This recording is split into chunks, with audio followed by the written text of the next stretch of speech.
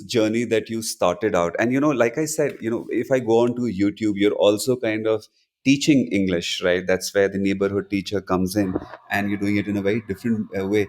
And out on Twitter, you're doing something called Dugdarshan, which is, like you said, you're taking a political, you're doing political commentary. Some people find it comic, and like you said, it's probably just tragic, right? But just wanted to understand, when did this journey start, uh, as a neighborhood teacher, or during the Miss Medusa thing on Twitter?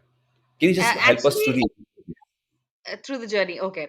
Actually, the whole thing started 2 years ago, exactly during this time in September, because the pandemic had started and lockdowns had started happening, and there was so much of havoc in the society, like and the differences between social classes were so apparent. Like, you know about these differences, but you don't see them like thrown at your face every single day. So that helps you a little bit, that shields you a little bit from the reality of the world. But those curtains and those shields were lifted during the pandemic. And I think I'm a sensitive person, and as a sensitive person, when I saw all of these things, it was very, very difficult for me to stay silent, because whatever the however the regime has uh, functioned in the past 8 years. At that point of time, 2 years ago, it was 6 years, and it had just been the beginning of another long 5 years, which I was thinking, कि अरे फिर से 5 साल यही यही सब झेलना पड़ेगा, यही सब सहना पड़ेगा, इतना इतनी नफरत, इतना दुख, and then suddenly the pandemic comes, and then it was a unifying force, because the pandemic did not differentiate between religions, but it did differentiate between the haves and the have-nots, the privileged and Right, the non-privileged, right? So that distinction was so clear, and so many things, so many videos were coming up all over the internet. They were extremely heart wrenching. Like, I could not bring myself to look at the videos from the hostels and the hospitals. And I live in one of the heartlands of the COVID pandemic, and right, we saw those the images that Danish Siddiqui had taken, the images of the funeral pyres and the Ganga ke kinare jo लाशें body, दबी हुई थी, and all of those things. right, right, Huge impact. It had a very I think it had a very huge impact on me. I was struggling mentally, and I think this seemed to be like the only outlet that I had to talk about all of these things, because otherwise, if you're not creatively letting these things out, and you don't have anybody to talk about these things, or you do not have a strong support system, uh, administration wise, or nation wise, or family wise, you really have to have an outlet to talk about these things.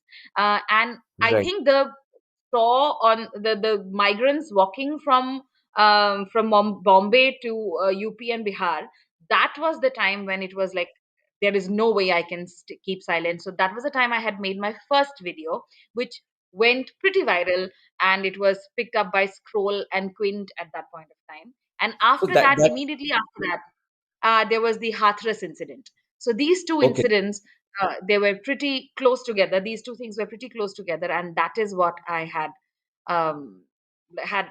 okay. I heard my calling during that time, and I was like, no, I have Right. to start this. So tell me something. Did you start creating these Dugdarshan videos right away, or was it the neighborhood teacher first, or both of them came It together? was a neighborhood teacher first. Dugdarshan is a very new concept. I started with the neighborhood teacher because, frankly speaking, I am not a very not a very good actor when it comes to the camera. I am like very comfortable in front of the camera, but I cannot do acting, or I cannot do mimicry and things like that. At that point of time, there were a few creators who were doing extremely wonderful mimicry and very good political content. Like, if you remember, Saloni Gaur was used to create political content at that point of time. She doesn't Right, anymore, which is a very, very sad thing. But she was doing Nazma Api at that point of time.